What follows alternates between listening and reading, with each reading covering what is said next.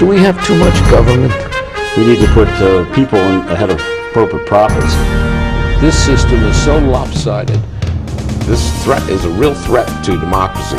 And I think that's really important. That's something we haven't been doing in this country for a long time. Where do you start? What do you do? How do you do it?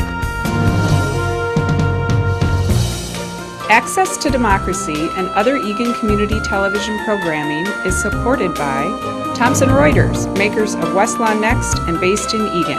Through Westlaw Next and other innovative online services, Thomson Reuters is the world's leading source of intelligent information for businesses and professionals.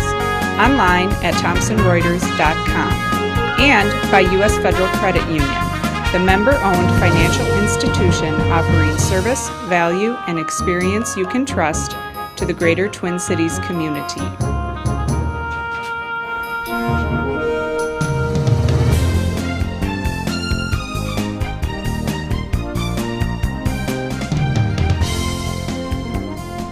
Welcome. Access to Democracy returns. A very special guest today. He first appeared on this program probably close to a decade ago as a United States Senator. He appeared when he was running to be the governor of Minnesota, and Mark Dayton is back, having served now 2 years as the governor of Minnesota, and welcome back. Thank you, Alan. Good to be back with you. It's a pleasure. 2 years under a do-nothing Republican legislature, and suddenly we have a chance the gates opened in 2012. Well, during the fall, I was asked what happened if you have a DFL governor and a DFL legislature, and I said progress. We'll trade gridlock for progress. So now the onus is on us to deliver, and we're in a very tough financial time in the state and the federal government, but we'll do our very best. And we're going to talk about some of those things, hopefully.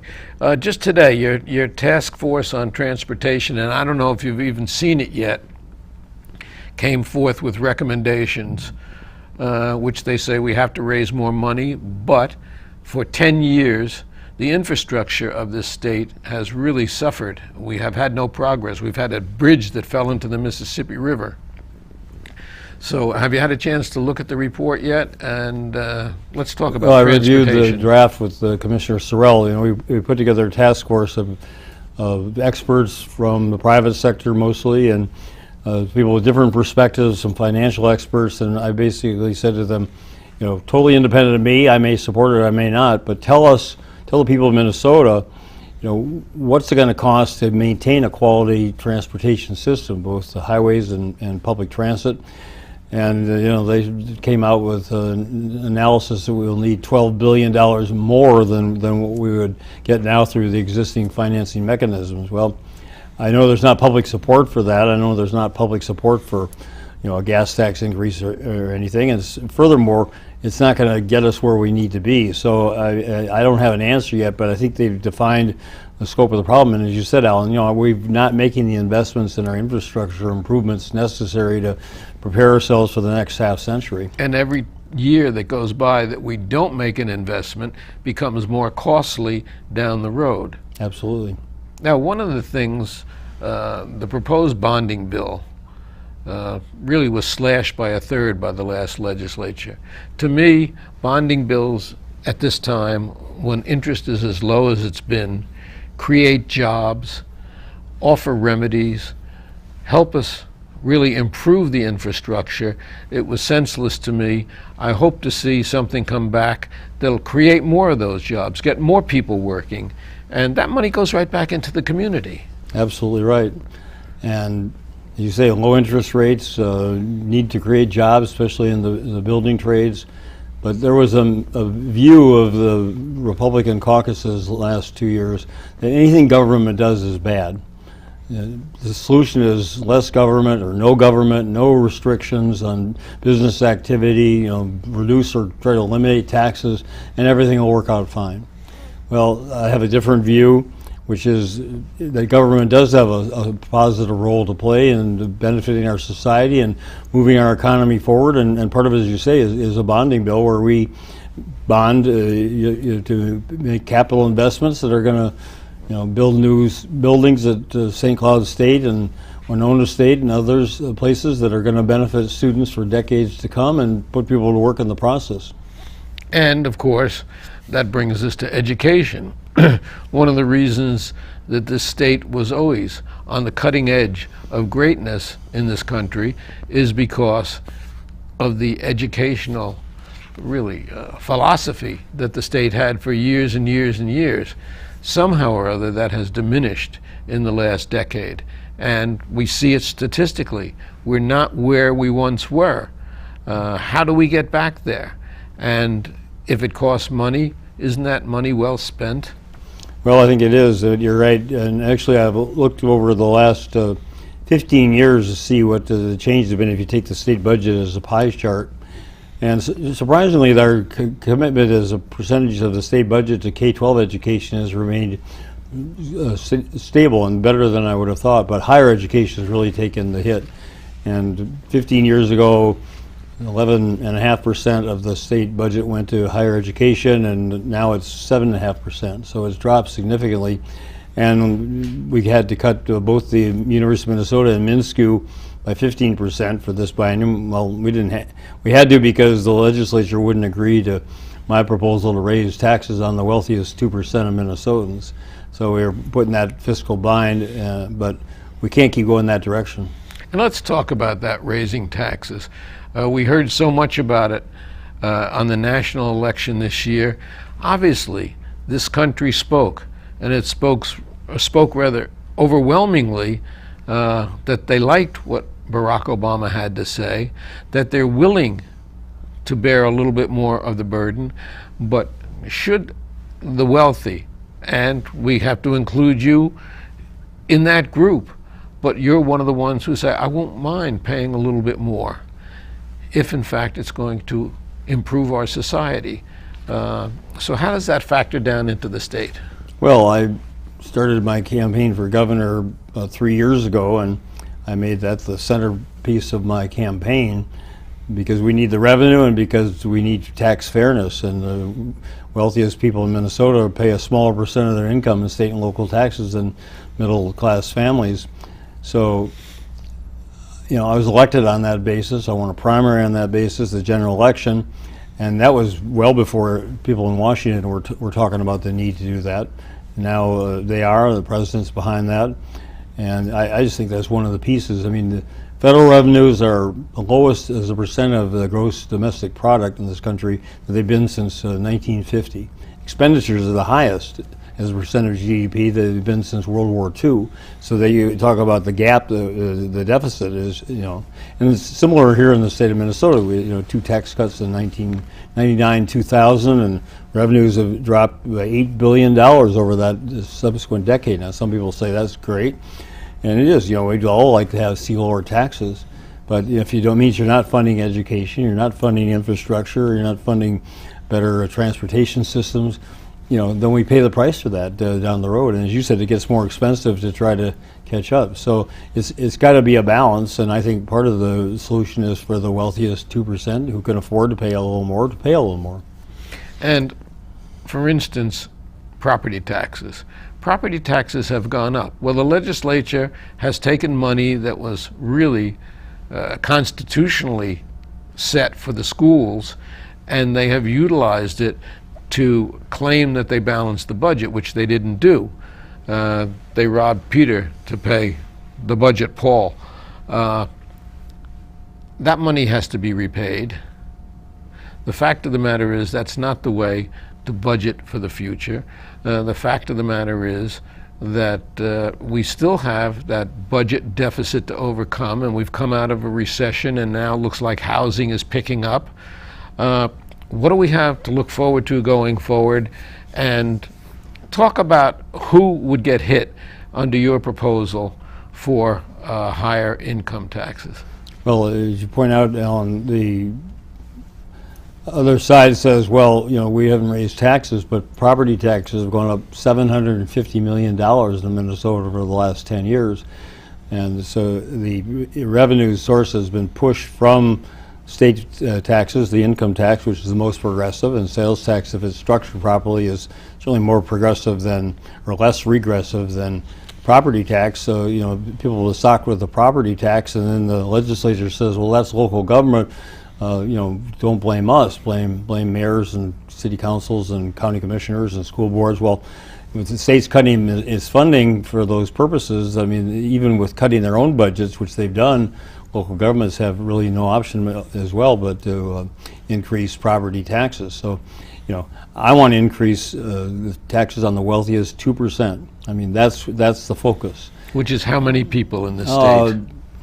I've forgotten what the number is, but it's about $1.5 billion. I mean, it shows how much money is among a relatively number, a small that number we of could people. raise.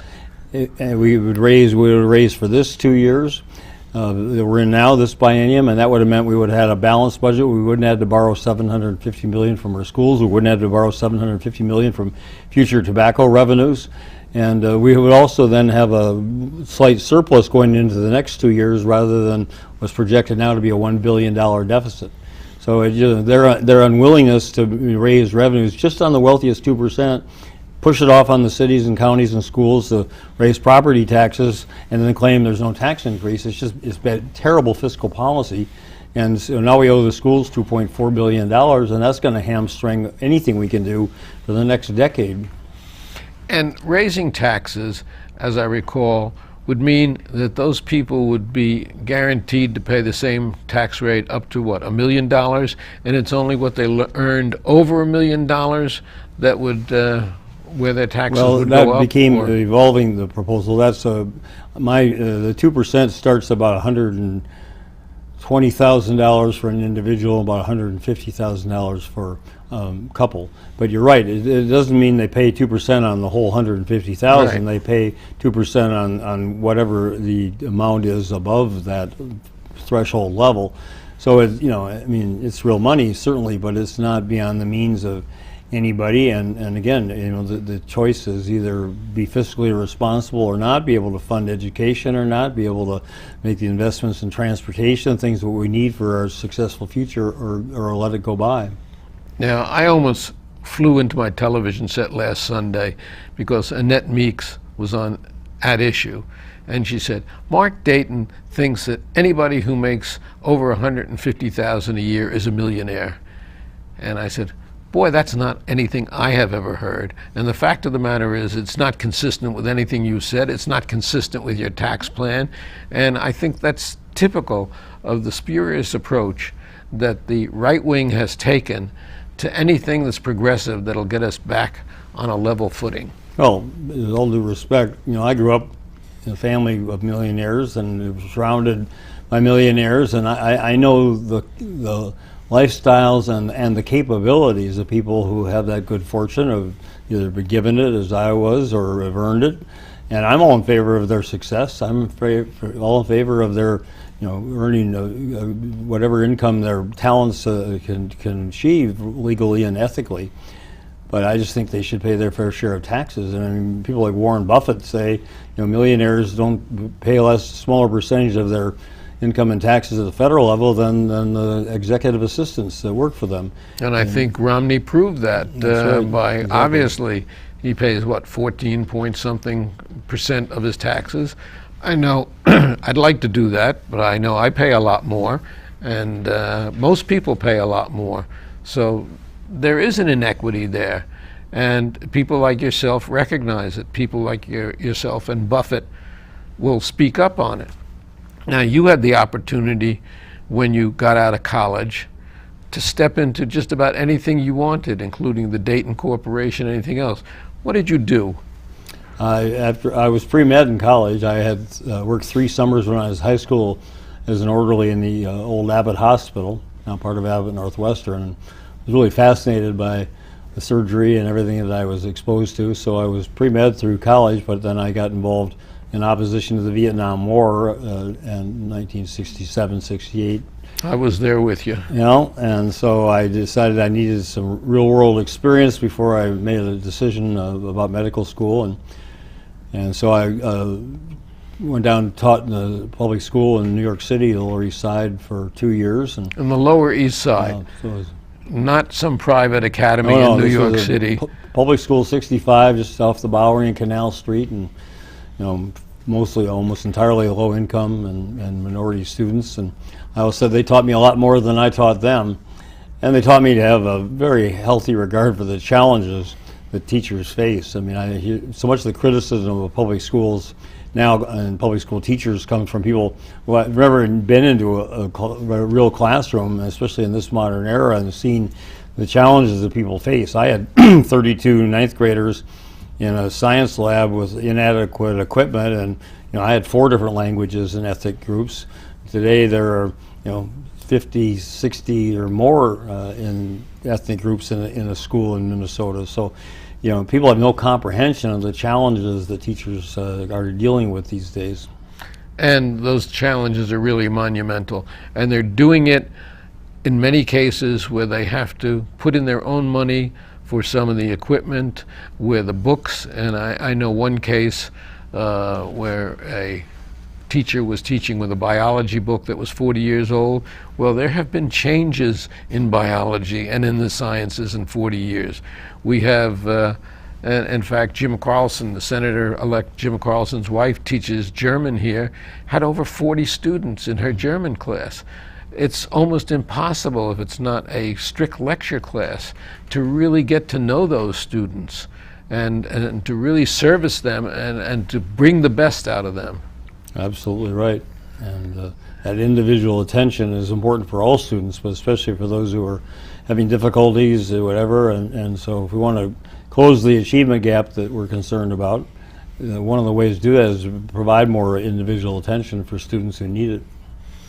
Now, we faced last year, and you really stuck to your guns, we had the longest shutdown of the legislature in the history of the state, because the Republicans were unflexible until public opinion rose up, and it ended after 3 weeks. But the fact of the matter is, you stuck to your guns. You have a different situation now. You have a Democratic legislature, both houses, the first time in decades. So how do you think that changes really the playing field? Well, I think it'll be more cooperative. I don't think we'll have a shutdown. I don't think we'll have a special session. And we're going to have certainly our disagreements. I mean, all the Democrats cover a spectrum of political views, and they come from different parts of the state, and of course the Republicans are the same. So, and 51 of the 201 legislators are brand new. So it's going to be a learning process and a getting to know process, and we'll have to see what comes out. But I'm optimistic that we'll, as I say, make progress, and we'll avoid the end of the session gridlock because of their intransigence, the Republicans' unwillingness to compromise at all. And they saw compromise as a weakness and intransigence as a virtue. And my definition of compromise: you agree to things you don't agree with, but both sides do that, and you come out somewhere reasonable. And that just wasn't possible. I think it will be this time. And hopefully so. Yes, as Democrats, we know. We fight, we quarrel, we have differences of opinion, but when push comes to shove, certainly what's good for the people, what's good for the majority, has, to me, what's differentiated the Democrats from other parties. And I'm really looking forward to this session, and I know there are going to be struggles, and I know there are going to be arguments, and I hear grumblings that, we can't raise this, we can't raise that. But I have the feeling that you've been able to work with Republicans. You should be able to work with this legislature and get some things really accomplished. Well, that's my intention. I believe that's possible. I've been involved in government for the last 36 years, and I've worked with the DFL majorities and Republican majorities in the Minnesota legislature. I worked in the U.S. Senate with a majority, and then 4.5 years in the minorities. And there's no monopoly on truth, wisdom, and virtue. I mean, there are a lot of good ideas from all different points of view, and it's the process of democracy, our system, that brings all that together. And where there is dissonance, there is disagreement, and hopefully civil debate. Produces at the end of it the best product, and we've proven that to be true. But it takes people who understand the process and understand you don't get your way all the time. I mean, you're not supposed to, the way our system is set up. You compromise at the end so you can reach agreement and move forward. Doesn't mean you give up what you believe in. It just means that that's the reality of how we have to work together. And people who don't understand that, it makes it very difficult to move ahead. I was a big advocate of single-payer health care. So have I been. We see that what Mitt Romney did in Massachusetts, if he did anything with the Democratic legislature, was provide health care for everybody. We have good health care in this state, but how can we improve it? How can we make it better? How can we make sure that everybody is covered? Well, and that's the challenge. I mean, we are blessed with tremendous health care. My mother lived in New York City, and she passed away, and she'd come to Minnesota for hospital treatments because there wasn't a hospital in New York, private, public, at any price that could even begin to compare with the quality we have consistently here. But people are not covered, insured, and people who policies are inadequate with the copays and premiums. Are people who have to forego care or take half of their prescriptions or avoid preventative medicine until it becomes acute. And that's what we need to do is stretch that further and do it in a way that's affordable to our society. And we'll struggle with that because the demand for healthcare services are going to, with a growing aging population, are going to continue to grow the rest of my lifetime and beyond.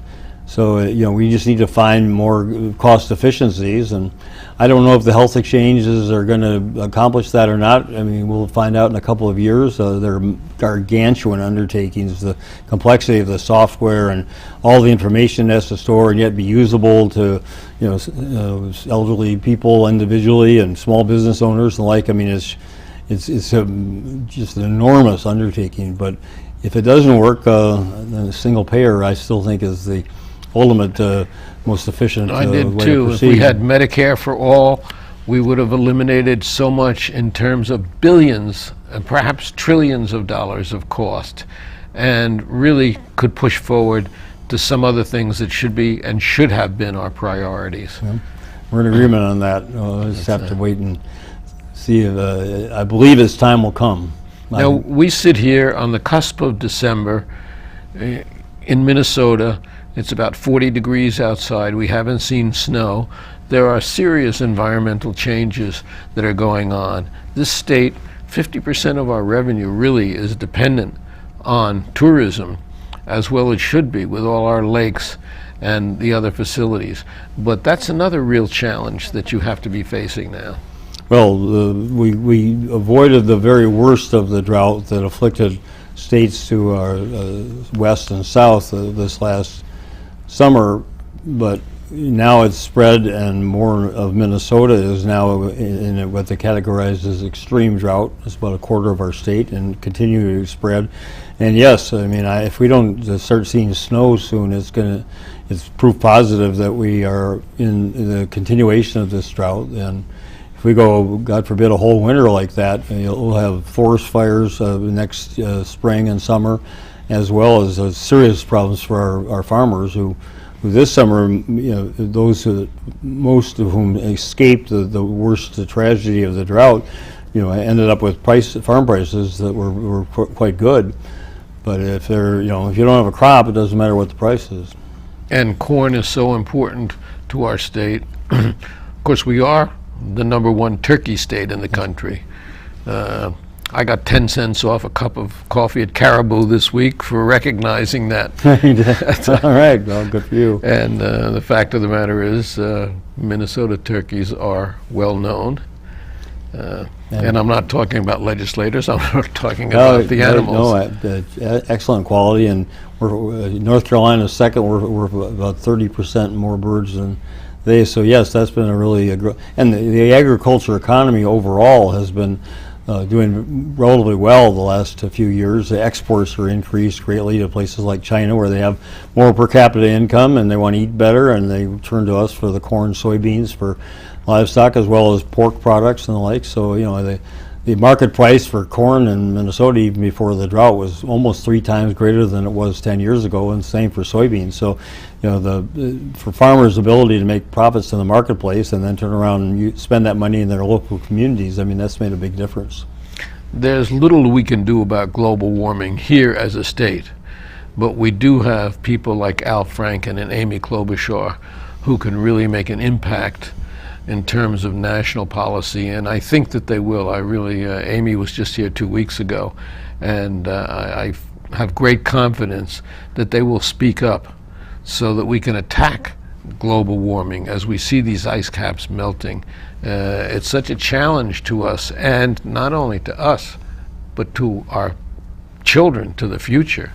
So, well, we're in a system of capitalism which rewards short-term gains even at long-term expense, and it's very hard to say, okay, this is what we need to do. It may cost a little more in the first couple of years, but it's going to, as you say, benefit children, grandchildren, and we talk about it, but getting people to actually agree to do it is really a challenge. And I hope Al and Amy are successful, and I hope they have the support of our bipartisan House of Representatives delegation, because saving our environment should not be a partisan issue. I mean, we all have a stake in that.